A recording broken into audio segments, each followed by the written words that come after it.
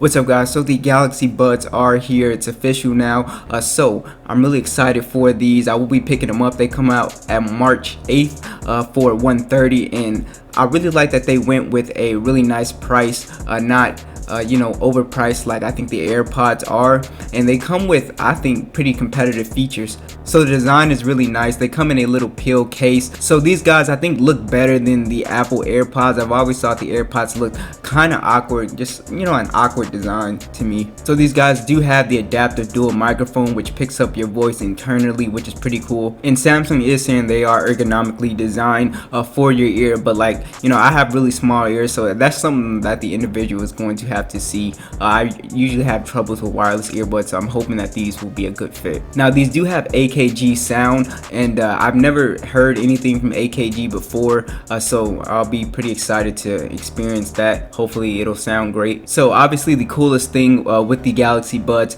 is the wireless Powershare, so you can just put the case right on top of your Galaxy S10 and then boom, you can charge your device. So I think this is really great for $130. What do you guys think?